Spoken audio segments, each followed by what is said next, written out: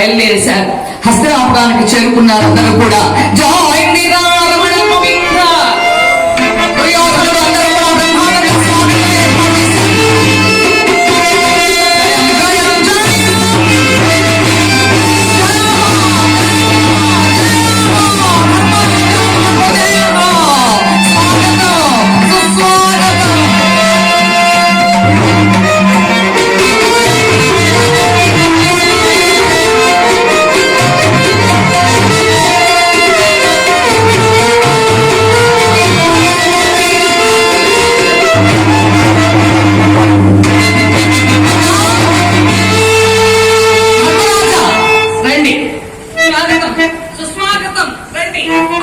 వాళ్ళని ఆహ్వానించాడు. ఆహా, మీ రాక నాకు చాలా ఆనందంగా ఉందన్నయ్యా ధర్మరాజా.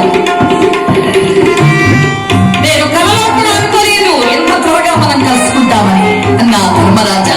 ఆహా, మీరు వస్తుంటే మీతో పాటు మీ లక్ష్మి కూడా నడిచి వచ్చినట్లే ఉందన్నయ్యా. ఏ లక్ష్మి? వాళ్ళ రాజ్యలక్ష్మి. రెండు రకాలుగా మాట్లాడుతుంటాడు దుర్యోధనుడు ఎప్పుడు కూడా. రాజ్యలక్ష్మి, మీ అనంత సంపదలు మీతో పాటు నడిచి వచ్చినట్లే ఉందన్నాడు. అని ఎప్పుడైతే అలా కొంచెం ముఖస్థుతి బాగా చేశాడు ఇక్కడ దుర్యోధనుడు, వాళ్ళ బ్రహ్మాండమైనటువంటి విడిది మందిరాలు ఏర్పాటు చేశారు. ఆ వచ్చిన రోజు చక్కగా హాయిగా వాళ్ళ విశ్రాంతి తీసుకున్నారు. ఆలస్యము అమృతమనే విషముగా మార్చుకునేటువంటి సామెతను అనుసరించాడు బాగా దుర్యోధనుడు. ఆ రాత్రి గడిచిపోయింది. ఉదయాన్నే బ్రహ్మాండంగా ధర్మరాజుతోనే నూతన భవనానికి రిబ్బన్ కట్టింగ్ అంటే ప్రారంభోత్సవం చేయించాడు. అందరూ ఆ నూతన మందిరంలోకి వెళ్ళారు. వెళ్ళేటప్పటికీ అంతా చూశారు. బ్రహ్మాండంగా ఉంది. సుయోధన మయసభ కంటే సుందరంగా ఉందయ్యా. ఇది ధర్మరాజు యొక్క సంస్కారం, ధర్మరాజు యొక్క మంచితనం. చూసారా, మయసభ కంటే అందంగా ఉందయ్యా సుయోధన, చాలా బాగుంది ఈ మందిరం అని చెప్పని మెచ్చుకున్నాడు. ఏముందిలే అన్నా, మీ మయసభ ముందు మా నూతన మందిరం దివిటి సూర్యుని ముందు దివిటి వలె వెలవెలాపోతుంది కదా అన్నాడు. కాదు కాదు సుయోధన, చాలా వైభవంగా చాలా అత్యంత సుందరంగా ఉంది ఈ మందిరం అన్నాడు ధర్మరాజు. అలా మెచ్చుకున్న తర్వాత అందరూ ఆశీనులైనారు. ఆశీనులైన తర్వాత పెద్దలంతా కూడా వచ్చేశారు. భీష్మద్రోణ ప్రజలాది పెద్దలు, ఇంద్రాసుడు, గంధారి అంతా వచ్చేశారు. అందరూ కూర్చున్నారు. ఆ నూతనంగా నిర్మించినటువంటి ఆ సభా భవనములో దుర్యోధనుడు అన్నాడు ధర్మరాజును చూచి, అన్నా, లోకంలో ప్రతి ప్రాణికి విశ్రాంతి చాలా అవసరం కదా. ఇప్పుడు మనము ఇలా ఈ నూతన మందిరంలో చక్కగా హాయిగా కూర్చున్నాం. కొంచెం సేపు మన రాజ్య వ్యవహారాలన్నీ కూడా ప్రక్కన పెట్టి అనగా నేడి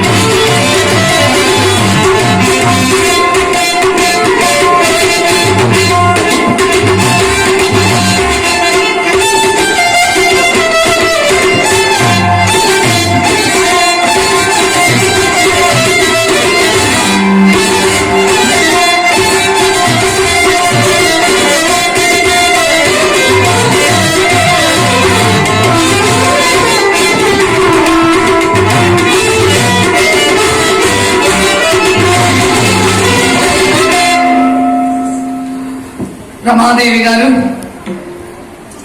జమ్మూ కాశ్మీర్